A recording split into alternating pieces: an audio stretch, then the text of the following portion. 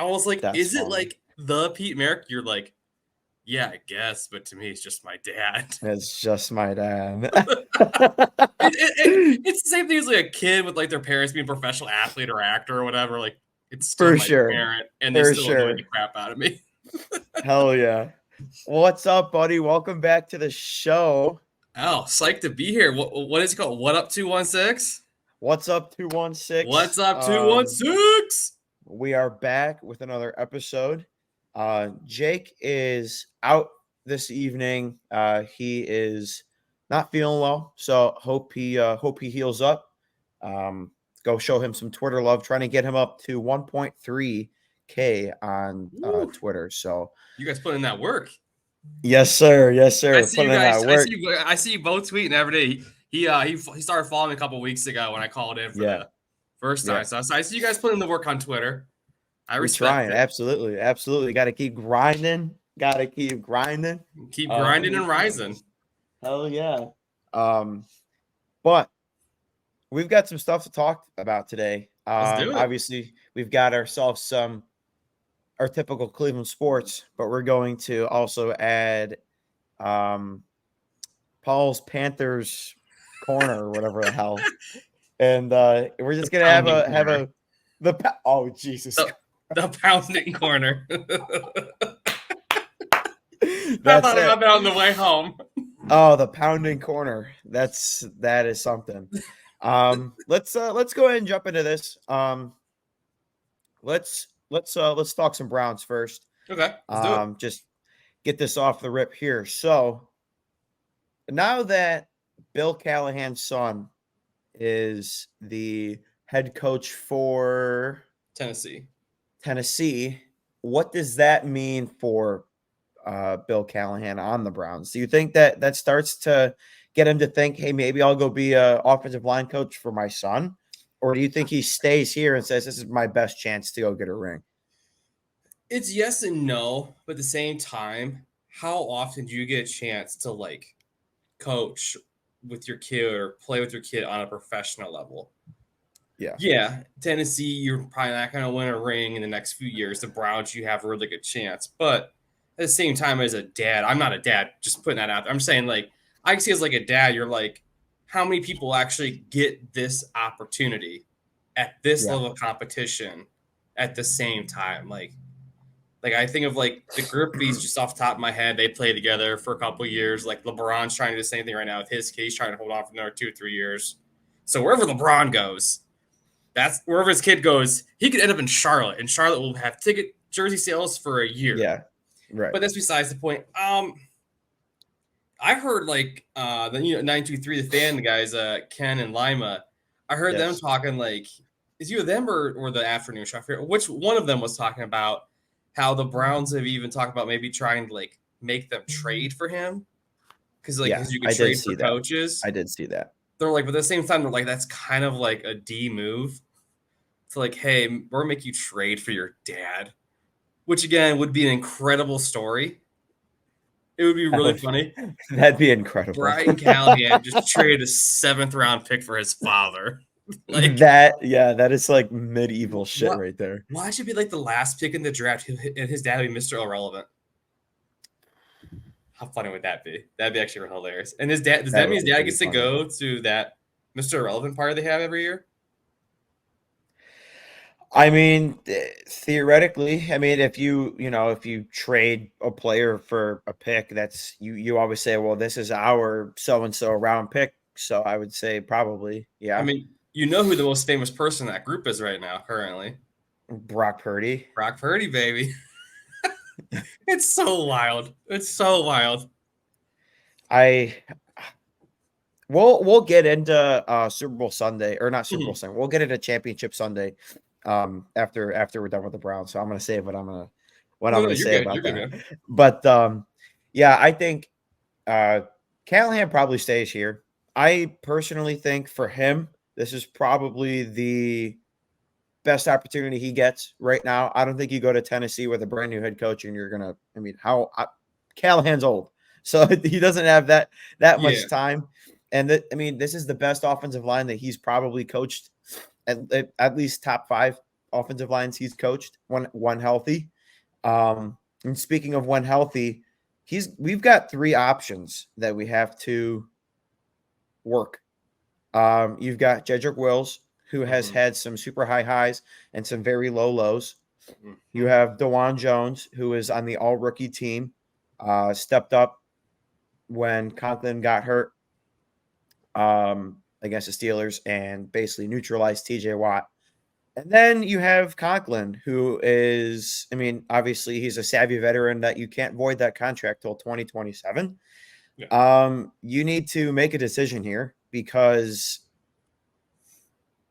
you have to figure out what you're going to do. You can't have 3, starting tackles and not expect them all to be happy that they're sitting. What do you think about that? I'm going to start with DeJuan Jones. So this is just my perspective. So like Kevin mentioned at the beginning, I'm a Panthers fan, but I've watched as many Browns games as most people listening to this podcast, if not more. I've been to 40 to 50 Browns games in my lifetime.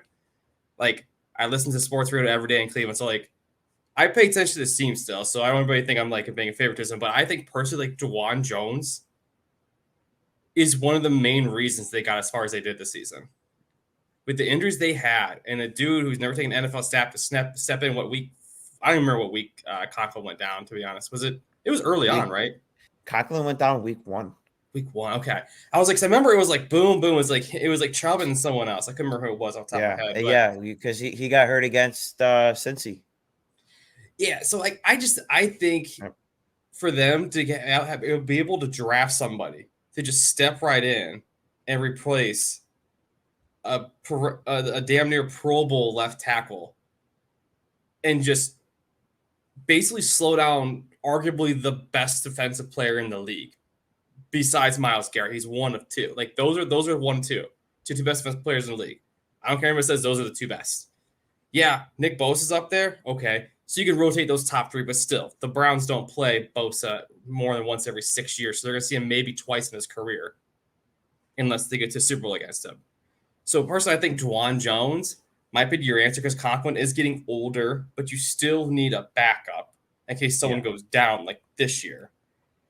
And Chedrick, I don't know, maybe a change of scenery would do him good because DeJuan Jones is going to be your cheapest option.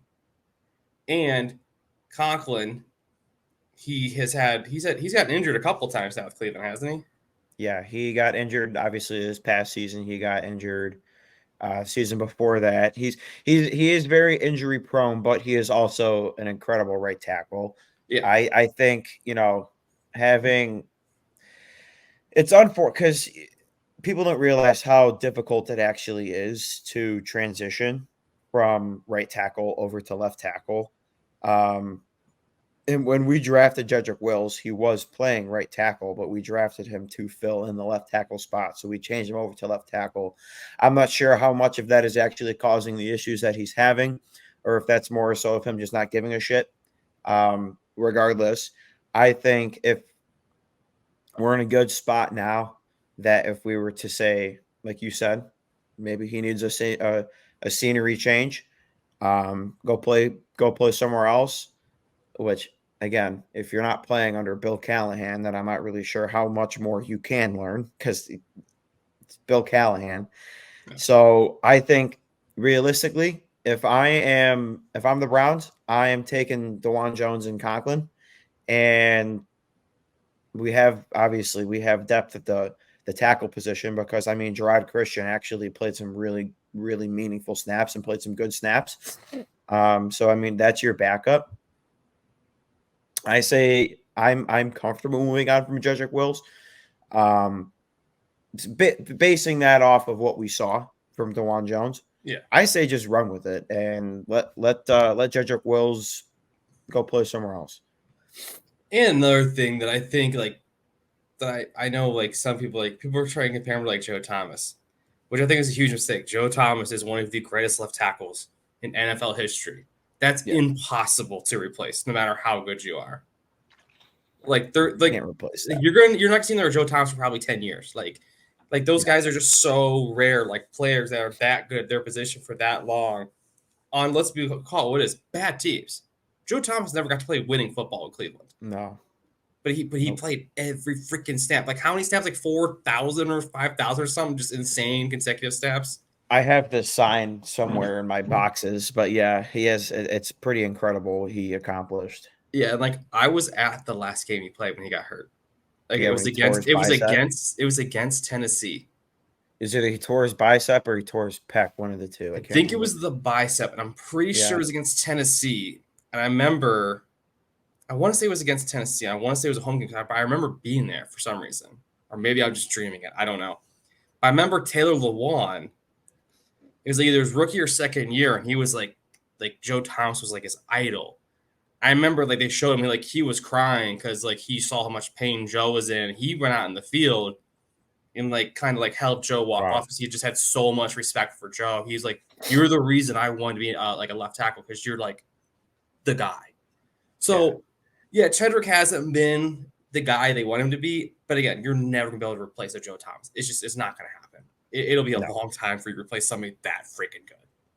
No, I mean, obviously you can have serviceable guys and you can have your all pros and your Pro Bowls, but I think when you're talking about Joe Thomas, you don't describe him as an all pro. You don't describe him as however many time Pro Bowler. You describe him as Hall of Famer because he is a Hall of Famer left tackle Joe Thomas. Yeah. So like, yeah, you can't replace that, but you can sure as hell try. And if we're gonna try to switch someone over to left tackle, I think DeJuan Jones should be ready for the I think so, the man. challenge. He's so big. Like even He's next a to big our dude. lineman, he's so massive. It's Dude, I saw him at the Cavs game. Oh it's my like a different god. species. They're a different They had species. they legitimately had to get a different chair for him to sit in. He's what? He's like 6'6", 6'7", something like that. He's tall as fuck. Yeah, Yeah, like, he's tall. dude, NFL dudes, man, they're just a different breed species than us. Absolutely, they're not even humans. Absolutely. So offensive coordinator talk has been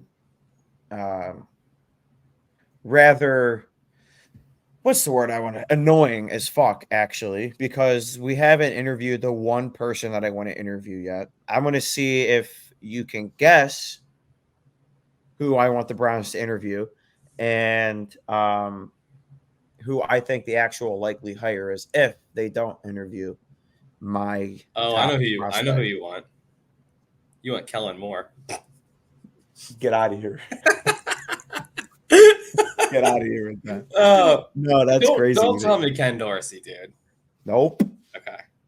Nope. I'm trying to think who else is out there. There's so many guys out there right now. I'll give you a hint. He was recently a head coach for a bird. Arthur Smith? Nope. The good old Cliff Kingsbury, baby. Oh, I was thinking the Falcons coach because he used to work hand in hand with Vrabel as their offensive coordinator. That's who I was. Okay. We gotta get not Shanahan. Oh, please. But Cliff no, we gotta get Cliff Kingsbury. That'd be like apparently he's interviewing for like head coaching jobs again already. He hasn't done anything for a couple of years. I think the only reason that he wouldn't get hired, and as stupid as it sounds, when I say it, you're gonna say that makes a lot of sense, is because if he is in that same room with Kevin Stefanski, there is no shot in hell that Kevin Stefanski will be calling plays. And I think Kevin Stefanski really wants to keep calling plays. And Kevin's no longer the best looking man in the room.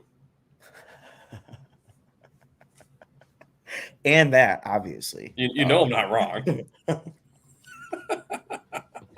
No, I have to. There's some allegiance with us Kevins. So I can't go against the code, the Kevin code. Oh, the Kevin code. Okay. Yeah, you wouldn't know. You get the code book once you're born, so it's you wouldn't get it. But yeah, I want Kingsbury really bad, and I think if he gets an interview, I think the quarterbacks coach from the Texans might also get an opportunity here as well, because he worked very close in hand with Deshaun Watson, and that was when Deshaun Watson was playing his best football. On a terrible team. On a terrible team, yes, but he was still lighting it up on offense. I mean, Oh yeah. realistically, that defense was not the greatest, and I'm not going to put aside the fact that Watson also didn't do jack shit in the second half of the AFC Championship game against the Chiefs. So Yeah. that was really tough. But I mean, regardless, I think if he gets the opportunity, if he does get the interview, I think that's the guy that's going to be calling, not maybe calling plays. We'll see what Stefanski wants to do. Okay, I have a question for you. And I For might have an answer. free agency wise. Mm-hmm. Well, I guess I'm gonna oppose something to you. I'm gonna throw a question at you. See what your Okay. opinion is. This is what I was thinking. For the Browns, they need more. They need more weapons on offense. Correct. Yeah, absolutely. So I feel like there is a future Hall of Famer that's becoming a free agent this year that the Browns should make a run at to pair with Cooper. He's a downfield deep threat. He Mike gets Evans. yes. I think Mike Evans would be so nasty in this offense because you just throw the ball downfield, he's gonna get it. I You agree you with that. you get him on a cheap 2-3 year deal. He proved this year he's still over another 1,000 yards for like 11, 10 straight years, whatever it is. He's still getting it done with Baker in Tampa. Yeah. Like, I don't know about T. Higgins. Bengals already said they're going to franchise T. Higgins, so he's not coming off the market. Mike Evans, I think, might leave Tampa. And if he decides to do that, I think the Browns should make a run or even try and trade for him. Like, you put him with Cooper, you have a deep ball threat, and you have the guy that can go up and make the big third down catch in traffic. Yeah.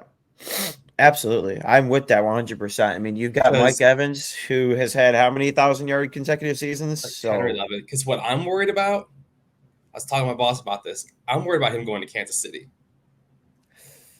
That's my uh, fear. Somewhere like Kansas City or Buffalo. Can you imagine him and Diggs in Buffalo together? How disgusting that would be with Gabe Davis if Gabe Davis doesn't leave. yeah, you Mind you, there's can't not enough have balls that. to go around. But I'm just saying hypothetically, you give Patrick Mahomes, Kelsey, and Rasheed Rice, and Pacheco, and Mike Evans. I mean, dude, they had a terrible year this year, and they're still in the AFC Championship game for the 6th straight year. Mahomes has Pacheco never cracks not me played an up. AFC Championship game in his entire career. Not even Brady did that. That's That is kind of disgusting. crazy. I mean, that offense is so loaded, but I'm not going to take anything away from Pat Mahomes. Not this year, not this year, No. but more recent years, you have that duo of Kelsey and Tyreek Hill. So I mean, yeah, you probably should get to the AFC Championship with that kind of roster, which is obviously you've also seen teams that have a roster like that, Browns, who Browns were a lot more beat up Kansas City. Kansas City did not have nearly as many injuries, dude. Come on. You but lost Conklin and Chubb in 2 games. That's 1-2 no, right off the rip. Then you lost there Watson. are And Chris Godwin died on the field after taking a shot to the head. yeah, Not yeah. Chris Godwin. No, yeah, Chris Godwin against the Cardinals and Elijah Moore against the Jets. Yeah. Like, So and you can only do so much. And you're replacing 6 offensive linemen. Like, it's what are true. you gonna do? You know? That's true. It is a bit unfortunate, but nonetheless, back to your point, Mike Evans is a Cleveland Brown. He That'd be so needs to sick. come to Cleveland. And let's be real. Uh, you have Mike Evans on this team and Amari Cooper, and you could probably go get someone in this. I think we have a second round pick this year. As far as I know, I you mean, do. I think we do. You go and get another wide receiver in the second round, which again, I do love Amari Cooper, but he is kind of slowly getting beat up. He kind of didn't really finish the season that great. He was playing hurt in our playoff game. So you have that to also think about. But I think if Mike Evans wants a chance, um, there are a lot of places that he can go. And I hope the Browns are on that list. But again, the two teams that you can The AFC is not necessarily a cakewalk, clearly. So if I'm him, I would probably stay in the NFC. But Yeah. again, I'm who just on the saying, like, NFC? hypothetically, it'd be so nasty. That shit would be nuts. I'm instantly getting that Mike Evans jersey Oh yeah. for sure. That's nuts. I But mean, even just with I think I don't know, man. That having T Higgins here would be pretty sweet too. But like you said, they're not letting him go anywhere. So no, you have him, Boyd, and Chase with Joe yeah, Burrow. that's Because nuts. they're probably gonna end up getting a running back at some point in this draft because Mixon's starting to get up there in years too. That's true. Yeah. Speaking of running backs, the Browns also hire a running backs coach, Deuce Staley from Detroit. Deuce. I like what he brings. He brings a Excuse me, no, fire. no, no, not from Detroit, Yes, he is. He's. bro. Oh my He coached god. at Carolina this past year, dude. We fired him in like week You're 7. you're right. He did. My bad. He did Come come on now, from. you know I know that. Yes. Um, but having him, I feel like will be real nice, especially for those younger guys. We're definitely probably going to end up drafting a running back this year, I think, just because you're not going to have Kareem Hunt. He's gone. I'm, he, I don't. I'm happy he was here, but I'm also hearing things about him from Stump Mitchell with all the, just him not really giving a shit. So I don't really like that. That's not the culture that we need in that locker room. Not when you're this close. So yeah, so we've got to figure something out, but I think that's also that is a good step in the right direction. And we also hired a new defensive line coach, which I didn't think that was much of a problem. I know our run defense wasn't great, but I mean our front four have been like pretty fucking solid all year. So I don't know what, like, even like in last week we talked about them firing the tight ends coach when all of our tight ends are having career years. So I'm not really sure what they're trying to do over there.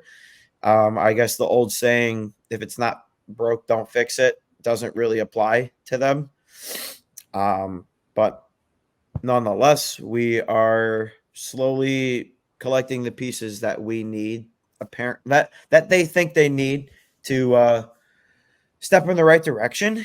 Um, yeah, I just I don't know. There's just these firings just haven't really made sense to me. So it's like I'm not like, there in the past there have been times where I'm like, all right, sweet, like this is the guy that we need. It's like we had that. Like I don't know why. I don't know what you guys thought were thinking, but we had the guy that we needed, and I don't know. I don't know. I like the Deuce hire because you're a young buck compared to me. I remember watching Yeah. Deuce Staley play in the NFL. Mm. Like the dude has the right attitude, smash mouth down your throat. We're gonna run through you, not around you, but through you. And Yeah. that's like the kind of attitude the Browns need. Like they're a blue collar team. Like they're a Yep. smash mouth football team. When the Browns are at their best, Nick Chubb is a machine. But like you said, Yes. you're gonna need to get a younger running back. He's turning 29. He got 2, maybe 3 years left where he's He playing. already did. He turned 29 already. So he's a 29-year-old running back now. Yeah, so I mean, he's a great dude, and I would love to see him retire as a Brown. I think it'd be awesome because he's had such an incredible career for the Browns. I mean, it's not Yeah. done yet, obviously. I think it's another 2, 3 years. He might be like that freak running back athlete, like a Peterson. He just plays I forever, hope. or Yeah. like a Frank. Probably not Frank Gore. That was just so weird. Dude's playing like his That mid was 30s. odd. He was like 38 and he's still playing. It's like, dude, just stop. You have the money. Yeah. Like, You don't need to play anymore. but yeah, like Nick Chubb is an absolute just embodies what Cleveland is. It's a blue collar city, and like I love he's not a showboat guy either.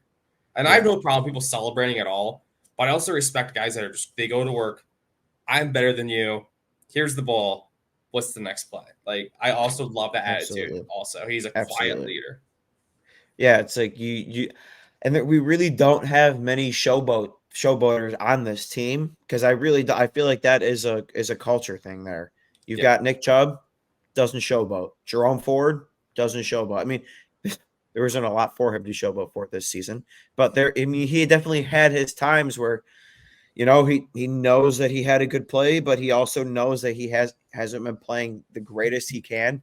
He's back to work. All of our receivers get back to work. It's just you don't have any of these guys that like Jamar Chase, who is a very gifted athlete, very gifted wide receiver, but all he does is talk. So I'm just happy that we don't really have anyone on this team like that anymore. And like even with like I'm not a huge Deshaun Watson guy. He hasn't really given me anything to be. It is a Deshaun Watson guy. It's more He so hasn't like done much yet. But how do yeah. you like this might be a little off topic. How do you think do you think he's gonna be able to come back from like the shoulder injury? Because what Dustin Cox was saying on the radio, this is like an injury that's like real similar to what Cam Newton had happen, where it kind of blew his shoulder apart. Yeah. And that's what kind of ended Cam's career, essentially. I watched I hope him. that's not true though, because I want the Browns to win. Like when the Browns are winning, everyone's so much happier in Cleveland. That's Let's very be honest. true. The weather sucks here in the winter. We need something besides Cavs basketball. For sure. I watched him play an entire second half against the Ravens and go 100% for like 100 yards. And that was with a broken shoulder. So with it healed, we'll see. I know like after surgery is like it'll heal, but it won't be the same. And I mean, we've seen what Baker is going through too. Obviously, he had his shoulder surgery. And he's kind of been all over the league. He's been with you guys. He's been with the Rams. He's I mean, hey, now he had a he's career year this year, so yeah. So I think Deshaun will be okay. I just are you going to give him the rust excuse? Because I think he's played enough games where the rust is gone. It he should should be. be like a shiny new Cadillac at this point. There should be zero rust on there. Yeah, like I was at the Tennessee game with my girlfriend. Like we were there, and dude, that was the best game he had all year. It was incredible. He was just lighting the Titans up. In the second Yeah, half, the Browns just ran the football. That's all they did. They said to yeah, run it because the game was over. absolutely. If you have a first round pick this year and Baker Mayfield is your guy, I think you probably. I mean, what they went 9-8, so at least they're going to be like picking kind of good in the draft. Yeah, That would have been us. That would have been our situation. Because I mean, we have a better offensive roster than the Bucks do, but you also, with the injuries that we have, kind of puts us at the Bucks roster. You have a really star wide receiver. You've got a good, serviceable running back, and we had a couple serviceable running backs. I think we're probably picking right around where they would be, and you could probably trade up to go and get yourself a guy. So or go get Mike Evans. Man, I'm telling you, they went out and got Mike Evans. I want to say Mike Evans is a free agent. Honestly, I think he is. he is. He is a free Dude, agent. if they can go get him, dude, so sick. It'd be so sick. Going in for 2 or 3 years, it's all you need. Just squeeze the last bit of juice out of him. Because he's still getting after this year. What? Also, we got to talk about David Njoku season. Hell yeah. Where has this been his entire career? That's what the Browns have been waiting for. What, this was his sixth year, something like that? Sixth, seventh year? 6 or 7. Like, all of a sudden, we drafted him the same draft as Myles Garrett. So, yeah. So it's like, well, I don't know what changed. I think maybe because you have like competent quarterback play now. That might be part of it, honestly. Because his first couple years, he had what? Was he there when Manziel was there? He was there for 0-16. So I think he was there for Deshaun Kaiser. So he was there with Kaiser. He was there with Baker. Let me do a back check here for a second. When was David Njoku drafted? When was David Njoku drafted? David Njoku. What? So David Njoku was. This doesn't help me. Okay, so he was drafted in 2017. So he missed the 0-16 season then. He missed the 0-16 season. So yeah, so he was drafted in 2017. 2017 we went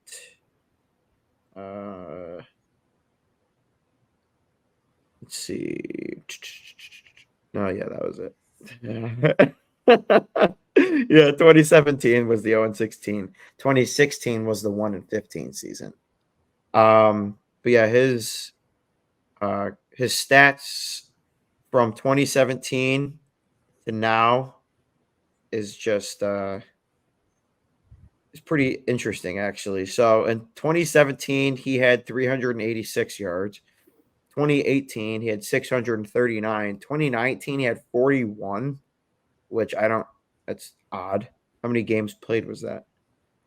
Oh, he only played 4 games.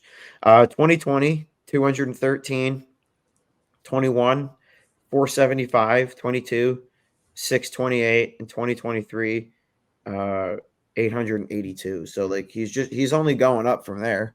Yeah, So I just looked it up. Like he played with Johnny in 2019. So like you think about the bad quarterback play he's had. Besides, like the Baker had that good like what year and a half, 2 year stretch there, and like besides that, like I really think it's because Deshaun Watson is here in like wacko for Flacco. I mean, my God, the 6 game stretch he had was insane. But man, I almost yeah. won if Njoku the last game where they clinched it. I was a touchdown away from cashing a $500 on a $5 bet. Yeah, I have had some very unlucky betting this year, dude. I was an Elijah Moore touchdown away from $8,000. So. Yeah, I had it was an 8-legger. I hit the first 6 legs in the first quarter. Oh shit. And the 7th leg was Moneyline Browns. And then I needed a Njoku touchdown. And the Browns killed him. Then the Njoku caught 2 passes for like 15 yards in the second half. I was like, you've got to be kidding me. That's I was so unfortunate. salty. I was like, just throw the ball one more time. Yeah, no, that's betting on the Browns is I enjoy it because when they're playing well, it's fun. But yeah, nonetheless, it's unfortunate that the season has ended and now we're talking about coaching. It's like you know, But broken record at this you're not point. talking about GMs. You're not talking about quarterbacks. You're not talking about running backs. You're not talking about head coaches. You're not talking about winning 3 or 4 games in a season. Like the Browns just got beat to Yeah. crap this year. It was one of those years where everyone just gets freaking hurt. I mean, you played Yeah. 5 starting quarterbacks and got to the playoffs, and then Yeah. finished what Yeah. second in the division behind probably the future Super Bowl champions, the Baltimore Ravens. I hate Don't to say say that. that, but I don't know if anybody's stopping them. Honestly, Uh, I the hate to say it. Lions are.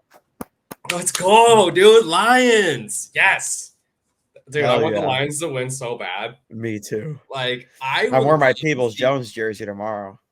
dude, the best Super Bowl ever. This would be the best matchup in the history of the NFL. Browns and Lions. People wouldn't be mad no matter who won. No, everybody like we're so happy we're here. It doesn't even matter if we Yeah. lose at this point. like, Could you like, imagine if that was in Vegas? What the fuck? yeah, don't even, dude. I've been uh, out to Vegas for NFL playoffs. I was out there the year the Browns beat Pittsburgh. So what, 2, 3 years ago. yeah. So I was in Vegas for that game. I flew out with my ex. Dude, I put 200 on the Browns to win, and they won. No, I put 100. So I put 100. Sorry, I put 100. I wanted to bet 1,000, and my girl was like, "Don't do that." I was like, "The Browns are going to win this game. There's no reason they should win this game. Stefanski's at home, sick. The Browns haven't It's won in Pittsburgh in like 15 years. They missed the playoffs in 20 years. yeah. Everything going against them is the reason they're going to win this game. This is the most Cleveland thing ever. Like the Cavs coming back down 3-1. It's the most Cleveland thing ever. First, the ball goes over the head. She looks at me. She goes, oh, "I'm sorry. Oh, dude, I was so hot because 1,000 would have netted me like $4,000. I'm like, guess what? We've been staying for another couple days on Yeah, me, for sure. dude. I was talking Hell so yeah. much shit. I was talking so much trash on this trip, dude. I That's had I funny. had I had a Browns hoodie on, dude. Had a Cleveland like a Cleveland like hat on, just talking crap, dude. Drinking a Fat Tuesday, drunk off as a skunk, talking crap to people. Drunk as a skunk. Hell yeah. It was great. This One of the best nights, dude. this next segment is something we've never done on the show before. It being a Cleveland sports podcast. we are going to be introducing Paul's Panthers Corner. Let's let it rip, baby. The pound corner. I'm setting a timer for. Well, no. What do you want me to talk about? We can talk about whatever. Just go. So for 5 minutes. I'm not gonna. I probably won't do 5 minutes. I'll probably do like a minute or 2. All right. Where to start? We traded away Christian McCaffrey, DJ Moore, 3 first-round draft picks, 2 second-round draft picks, to draft Bryce Young, number 1 overall last season. Yes, he is short. Yes, he was not good this year. But the team is trashed. They were the worst team in the NFL, arguably one of the worst teams ever. Let's see.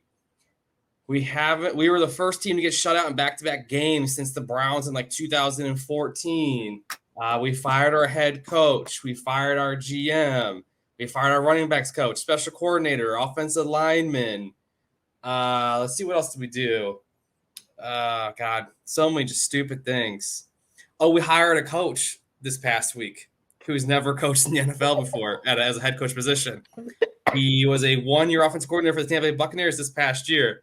He's young, which I do like, and he has helped. He gave Baker his best season overall, Russell Wilson's best season, and Geno Smith's best season. So I'm like, well, people are like, yeah, that's great, but we don't have DK Metcalf, Jerry Jeudy, Tyler Lockett. Like, we don't have like Chris Godwin, Mike Evans. We don't have those guys. We have DJ fucking Chark, who fumbles footballs through the back of the end zone after getting pushed. Okay, like this guy, bro. And we hired a rookie GM. So we have a rookie head coach, a rookie GM. But everyone's like, oh my God, we hired Dan Morgan because he used to play for us in 2003. I have his jersey still. He was a great player. He retired because of concussions, a.k.a. Luke Kuechly. Our owner is throwing drinks at fans at the Jacksonville game. Why? This is your fault. This is your fault. This team slogan is keep pounding. We haven't pounded since 2016. We're 14-37 since you bought the team in 2018. 14-37 is unacceptable. Unacceptable. I would say some other stuff on here, but bro, I'm so hot, bro. Straight up, like when they traded McCaffrey like a year ago, dude, I ripped all the shit off my walls like that night. Oh, like it was in trash bags for it was in trash bags for a year. You can ask Matt and Nick next time you see them. They literally like I had a full blown like meltdown, like because it happened at the end of the Thursday night game. They were here watching, and it came across Twitter. Dude, I literally ripped stuff like nails and shit off the wall that I have up, threw it in a trash bag. I was walking outside. They're like, dude, you can't throw your stuff away. I had everything in my closet for like a year. I got it back out. I got it back out just in time for them to trade away DJ Moore. I was like, I don't know what we're doing. It's like, it's the same speech I've given the girlfriend all year, and she's so sick of hearing it. Because she's like, we're a Browns fan. We get it. I'm like, I know. But just let me wallow in this. My team was in a Super Bowl 6 years ago. And now with this. Yeah, well, at least we've never been there. So it's just like what we're used to. You go to a Super Bowl and all those stuff. That's like like it's so mad because I don't want to be a fan anymore. But I'm like, you know how it is. No matter how bad your team is, you're like, I'm gonna hate love you so hard until you're better. Because you can't just like trade in your fandom. Like I see people online like trading in their fandom for other teams. I'm like, you're a loser if you do that. No, sorry, you are. See, I can no problem root for another team. Like when the Browns aren't playing, guess who's the biggest Detroit Lions fan? So it's like I love the Lions. I liked watching the Eagles, and then I'm not a huge AJ Brown fan. But if the Browns go like 2-15 next year, you're not gonna be like, you know what? I'm a Bengals fan now. You're not gonna do that. You're not gonna, that's what I'm saying. Like I saw people online like, oh, I'm a Niners fan now. I'm like, ooh, are you? Bold choice. Going to the team that's lost 3 games this year.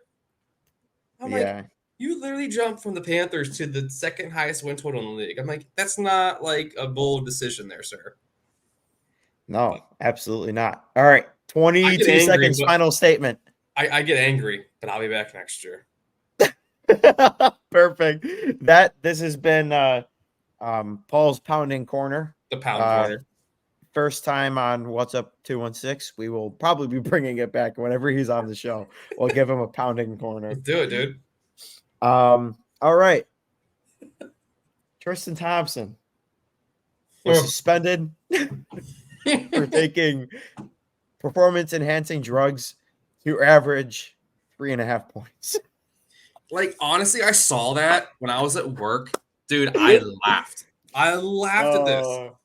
I was like, they literally saw this dude was averaging 2 points and 2.5 boards game. I'm like, you know what? Gotta test him. Gotta test him. You're not testing Giannis, who takes literally 3.5 hours to shoot a fucking free throw. Did you see Max Strus counting? Oh, dude, he was like, it's so. He literally, it was 10 seconds. I bought a Max Strus jersey last night because of that. I was like, dude, that is awesome. Dude, because the thing is, you're like, dude, come on, because basketball's a rhythm game. Yeah. And that's the thing, man. Like, if you're sitting there for like 2 minutes and have a guy shoot free throws, like, that's a long time to be standing idle. Well, if you're in a rhythm, like, especially if you're a hot shooter like Strus, or like if like Strus is hot, or like Donovan or Garland or Mero are hot, they're like, dude, like give me the ball, I want to go, you know? Because when you're feeling. Like, we've all been in that mode where, like, golf, basketball, baseball, whatever. When you're hot, you want to go. Absolutely. And like, dude, watch that. It's so annoying. And I'm sick of all the superstar calls. It's so annoying, dude. God. Yeah, we were talking about that yesterday. Dude, especially Dame Lillard now. Lillard's getting all the LeBron calls now. It's nauseating. Like, through probably 2 or 3 weeks ago, when we played the Bucks for the first or second time, we lost. Lillard went to the line like 27 times, and like 14 of them were in the fourth quarter. Like, literally, it got to the point where he's literally driving to the lane. No one touched him. Like, literally, he's not touched. And he's like, ah! And they're giving free throws. You watched last night? I was listening to it because I was out door dashing, getting some extra dough. But I was listening to it, and then I caught a little bit on the a little bit of the fourth quarter when I got home. Dude, there was they were getting annoyed on the radio too. It was on Dame. They called a foul for Dame. I heard him get teed up. Is that what you're talking about?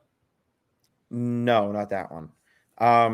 But they actually, like, a JB challenged it, and we had actually got reversed. Like, I do like to see them actually starting to reverse some calls, especially because, like, it was a no call, but, like, holy fuck, dude, NBA officiating has been horrendous this year.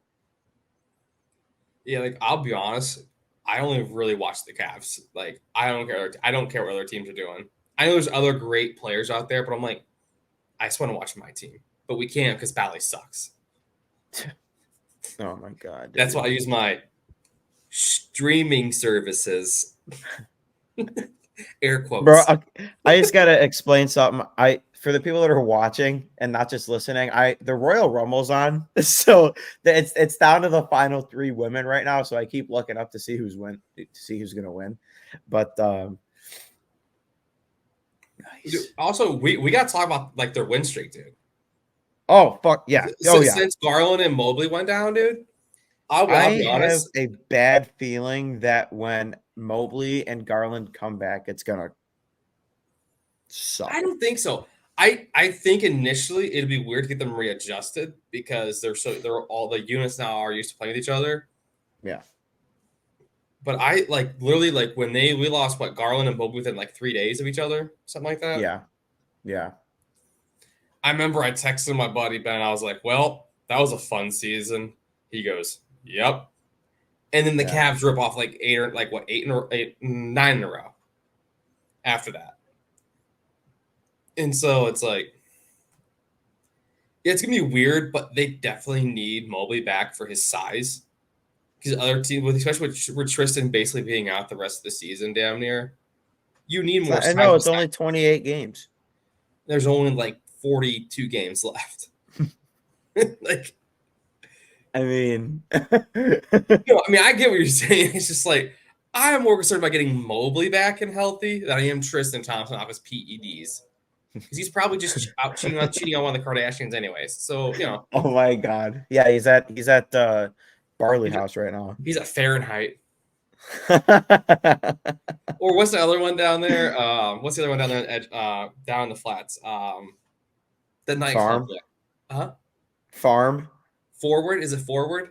Forward. Yeah, Forward. That's Casey it. Yeah, yeah. Thompson be chilling I at. saw that. I was like, that looks cool. But I was like, your age. At 36, I'm like, I'm not going to that club because there are people who are No. like, what's this old man doing here? I'm like, I'm only 36. LOL. No, I think it'll be really interesting to see what happens when Garland and Mobley come back, because I mean, you have two ball hawking point guards on the floor at one time. That's where I'm like, oh, because it has been the Donovan Mitchell show, which I mean is working out, and I'm very happy about that. But Unless like I bet on him, then he and then he underperforms starts to points. go for assists instead of points. Yeah. But and then like I just said, there have been times where he's an absolute floor commander and he is getting people opportunities. So it's like we'll see. But you also, and with Evan Mobley, I don't think he's like the unicorn that we all think he is. I don't think he is either. But I also don't think we need him to be that. Yeah. You don't need him to be honest, but if he was a little bigger, he probably could be. So you have to just again, he's what, 21? Giannis took like 4 years, like 4 or 5 years to like bulk up to what he is now. Like when Giannis came to the league, he was a twig like Wemby is. Yeah. Like the dude's got to get some protein. Like he's got to learn how to eat some food for sure. But dude, we got to talk about Sam Merrill though. Yeah, absolutely. AKA Mark absolutely. Wahlberg, because he's a shooter. AKA sniper. What was the one night? It was when we blew out the Bucks. I think he hit 7 threes. Dude, it was insane. Like Sam Merrill and CPJ need Junior, dude. Need way more minutes. Sam Merrill is getting the minutes he deserves and what we need from him, but we need to see CPJ out there way more. I think CPJ is going to disappear when Garland comes back.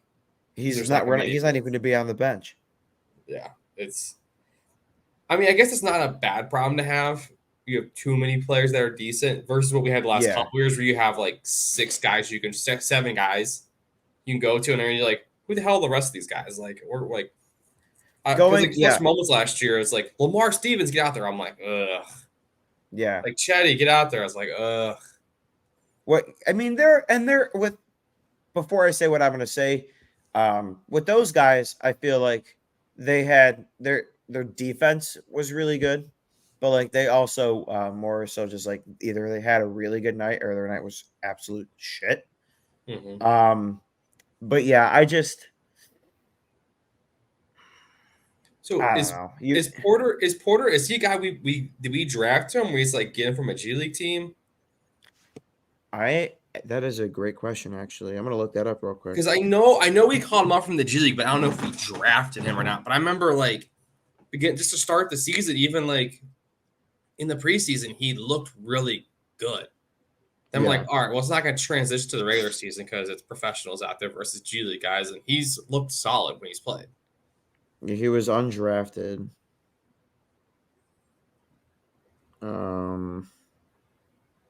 Let's see his player profile. So, he went undrafted, and then I think we just picked him up, and he's just balling. I'll tell you what, though, man, our guys developing dudes in the G League. Yeah, so here it is. Craig Porter Jr. went undrafted in 2023 NBA draft, making him an unrestricted free agent.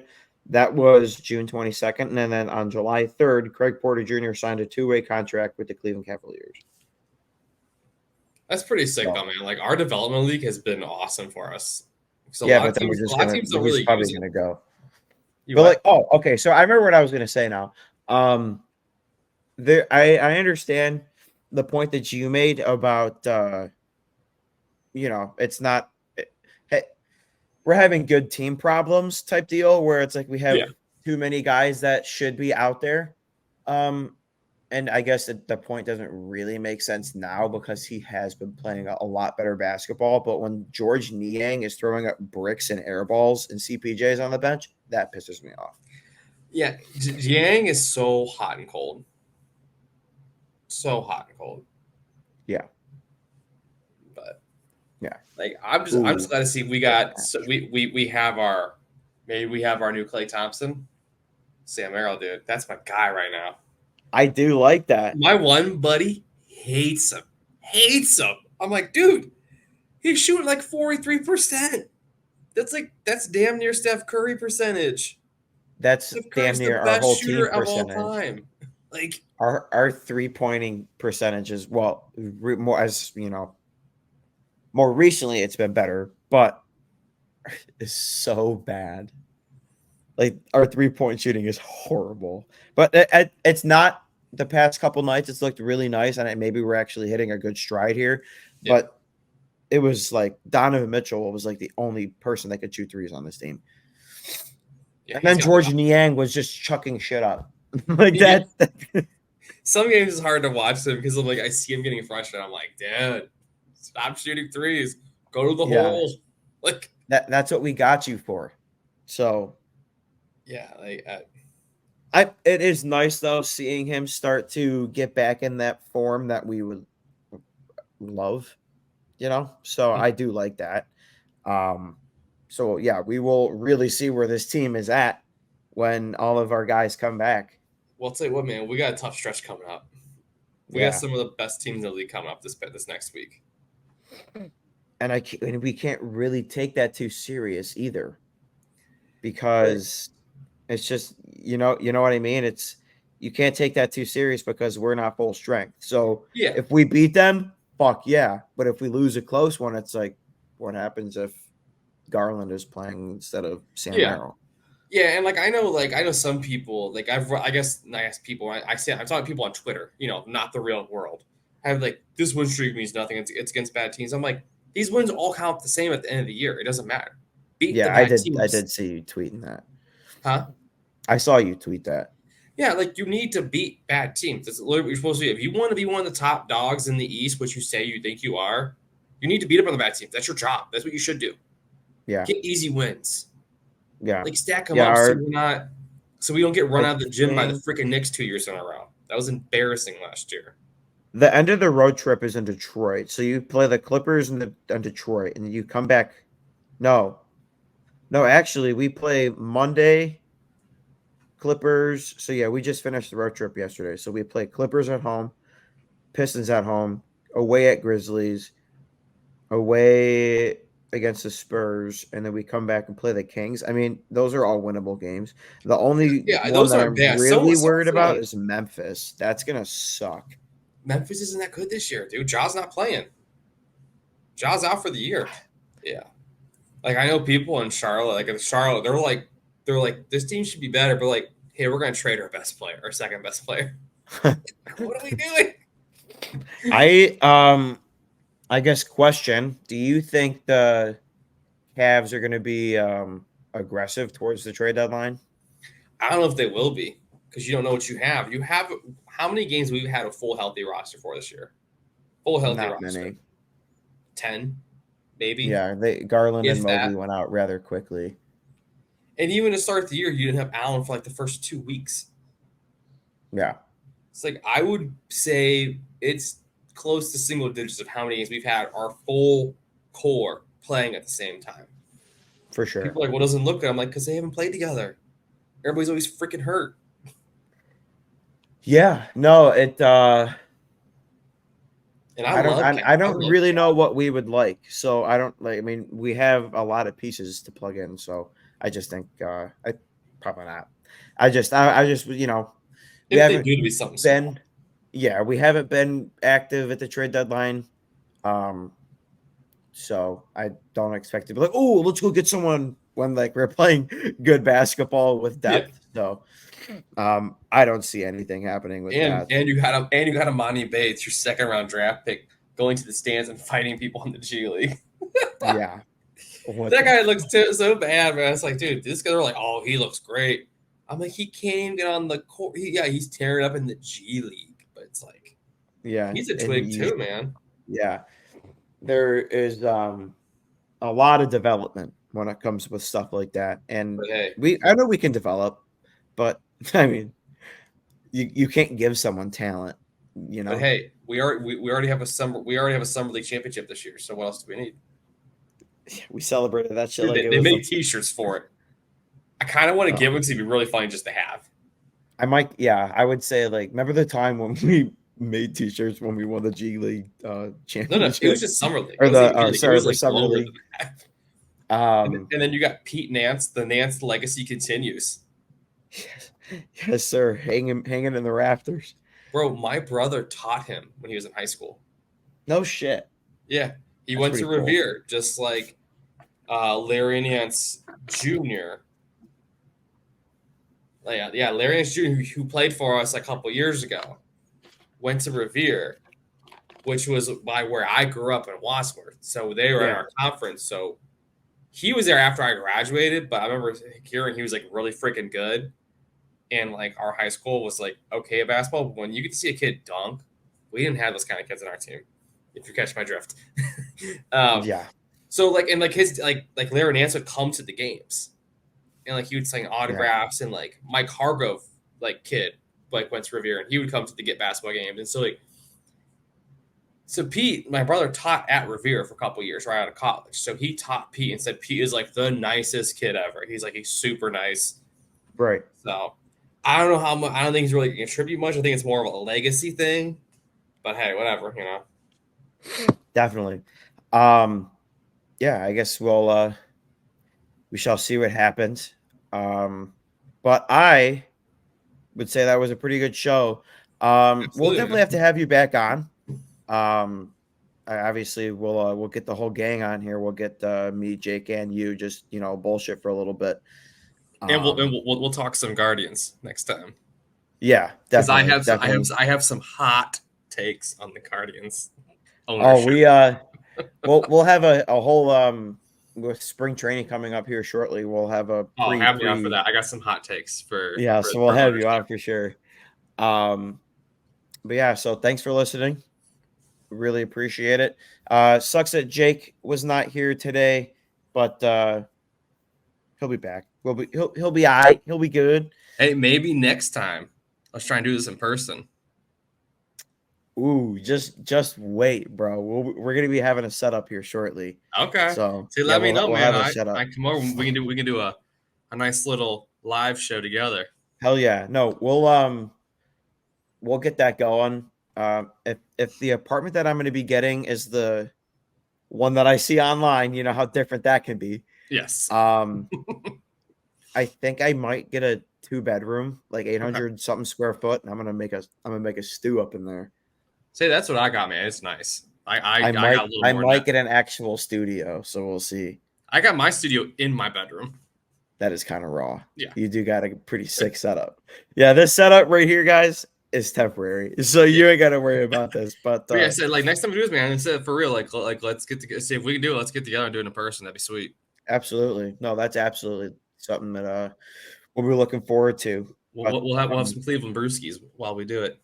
Hell yeah. You want to plug anything? What do you got? Anything to add?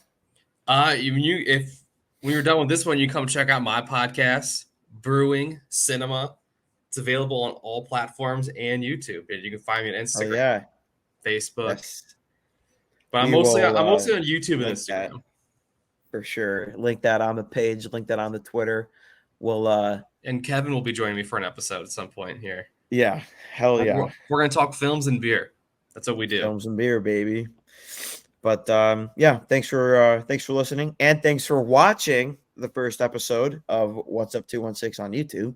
So pretty big step today. Heck yeah, dude. So welcome to the club, man. It's sweet. Hell yeah. We will we'll be doing more of this. Hopefully Jake will be here next time. It'll be a hoot. So thanks for coming on. Appreciate it. Absolutely. I'm gonna go watch some WWE for like the first time in a long time. But hell yeah, man. Thanks for coming on. Really appreciate it. And we will see you next time. Peace out, guys. Later.